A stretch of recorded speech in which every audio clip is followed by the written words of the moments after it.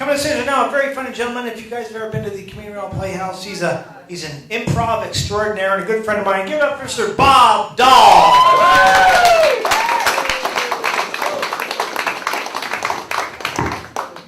hope it doesn't happen. Good evening, everybody. How are we doing this evening? Good. I'm doing good, too. Thanks for asking. I appreciate it. Just turned 50 a couple weeks ago. Yeah, I know. How many people we have here just turned 50? Or anyone over 50? Anyone want to admit that they're over 50? Okay. Yeah, and I'm okay with it, except I'm sick of hearing about this hill that everyone talks about there. Oh, thank you, Tom. Did you turn it down? No, I turned it up. Oh, there we go. Okay, because it seemed like it went down. All right, so I keep hearing about this hill, cresting the hill. You're over the hill. There's a slippery slope. What's this all about the hill? I'm just a little sick and tired of hearing about it. Yeah, so the real problem is I need new tires. They're a little bald. Apparently my brakes are going. And I'm apparently have a few more fumes coming out these days. Sorry about that in the front row. I apologize. Yeah, I know you guys paid extra for the seats. Anyway, a friend of mine, an old friend of mine, and I mean that in both ways, told me the other day that after you turn 50, you will never buy another cup of coffee again. You'll rent it for like 15 minutes at a time. Yeah. So apparently when you turn 50, you start to think about everything else in your life, right? You start to think about your job, your career, your love life, your bladder, apparently, a little bit more often than usual. So it's kind of like the midlife crisis. I hear giggles in the background, but I can't see anyone. All right, so you crested the hill. You've turned 50. Boy, it's a big experience. And how many baby boomers do we have in the audience? Anybody? Baby boomers? Yes. Well, we'll get back to you guys in just a moment. I've reevaluated a lot of stuff in my life, my job, and my love life as well. And I've decided from this point forward, I'm only going to date bilingual women. That's right. So, gentlemen, you know what I'm saying. You're going to get yelled at anyway, so you might as well get yelled at in a foreign language, right? It's so much sexier, I'm telling you. It really is.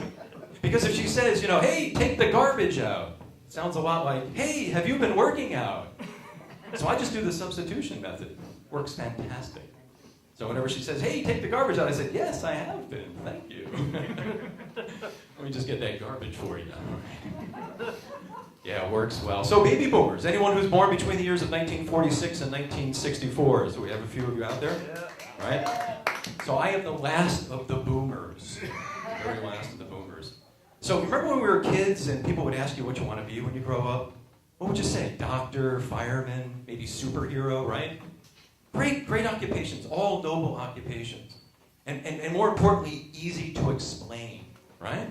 If you're a doctor, you wear a stethoscope, you cure sick people. And if you're a superhero, you wear a cape and you save the world. But today, everybody's in technology, right? Everyone's a computer programmer. What do you say then?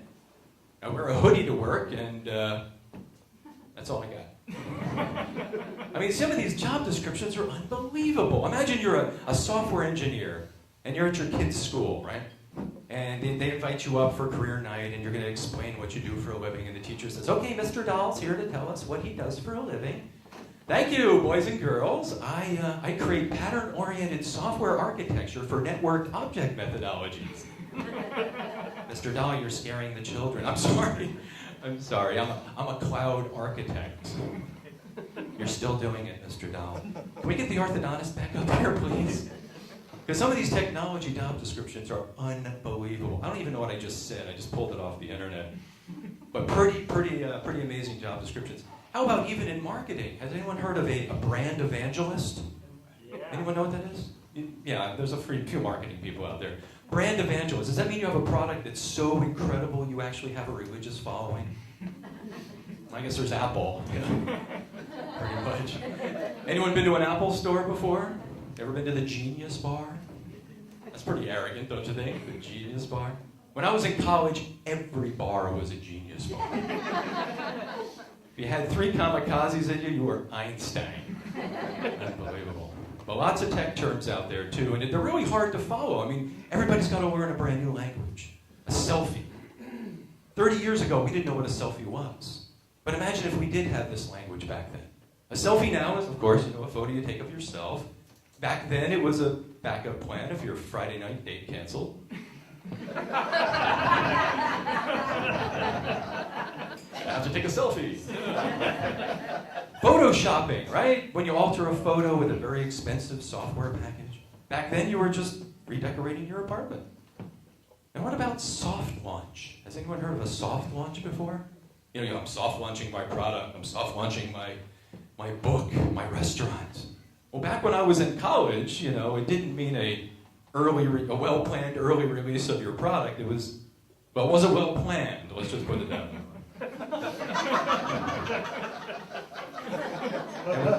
We won't even go into hands-free. Yeah, a lot of tech terms. It probably would have changed a lot of the movie quotes that we know as kids as well. E.T. would have been Skyping home, right? Bogey would have said, "Here's Snapchatting at you, kid." Right? "You can't handle a negative Yelp review." Yeah, Nicholson, that would have been fantastic, right? Mama always said life was like Windows 8. You never know what you're going to get. Are you texting at me? Are you texting at me? I don't see anybody else here, so you must be texting. Anyone remember the movie Love Story? Anyone remember that? No man should be raising his hand at this point. Okay, very sappy chick flick from way back when. But there was a very famous line that said, love is never having to say you're sorry. Well, today we would probably say love is never having to say you're sorry. You hit reply all. Yeah, I know you've done that. You know you have, absolutely. Yeah, so a lot of tech terms out there. I also noticed that when I turned 50, I decided I wanted to look into my career a little bit further as well. I wanted to change jobs. I noticed that job hunting is a lot like dating. Have you noticed this? They ask the same questions, you get the same advice. It's pretty much the same stuff, right? You ever been on one of these dates where the women or the man asks you a lot of, like interview questions? You ever hear these? Like, where do you see yourself in 5 years? Tell me about yourself. Have you always worked in this particular industry? Right? And then it might get a little weird. They might say, well, we are interviewing 2 other candidates for the position. Why do you feel you're the best candidate? Can you describe your ideal position? Well, I'd like to brag. How long do you see yourself staying in this particular position? Again, I don't like to brag. Would you relocate for this opportunity? Yeah, I'd go to the bar if you want. The table is fine right here. Are you working? Do you feel you're more productive working alone or in groups? That's kind of a tricky one. Tell me about one of your great success stories.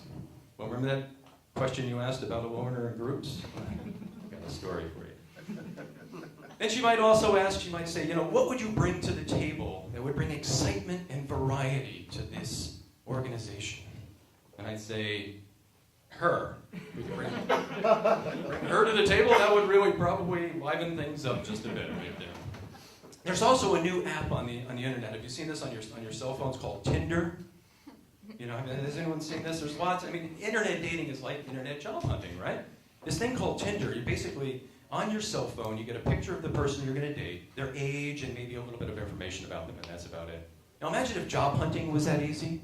You just swipe to the left or swipe to the right. So in Tinder, you swipe to the left if you don't like it, you swipe to the right if you do. So imagine you get all the pertinent information on your job, right? Human Resources Director, $95,000 a year, and it shows some kind of espresso machine, right? Oh, the Nespresso, CL111, swipe to the right. Because coffee is the most important thing, right? And by the way, I gotta hurry this up. I rented a mochaccino about 15 minutes ago. So I'm gonna have to pay the rent in just a moment. So imagine you're on this date with this woman, and she is, she's only talking business speak. You know the business speak, right? Do we have synergy? Are we on the same page? All that type of stuff, right? And you're at the door, and you're saying goodnight, and you're like, so, had a good time. Yeah, me too. Thanks so much for reaching out. I'm glad we could expedite this mind share on such an organic level. Yeah, organic, absolutely. Maybe we could drill down to a more granular level and capitalize on the low-hanging fruit. Right, well, I like that. How about a little plug and play? Sure, plug and play. That works for me, absolutely. So why don't we just calendar it for Thursday? Oh, okay. When did calendar become a verb, by the way? Why don't we just calendar for Thursday? But I really need to disconnect right now and unplug, so could we take this conversation offline? Sure, absolutely. Don't let the grass grow too long on this one. Ping me. Yeah, I'll ping you. Swipe left. Swipe left. Thank you very much. That's my time.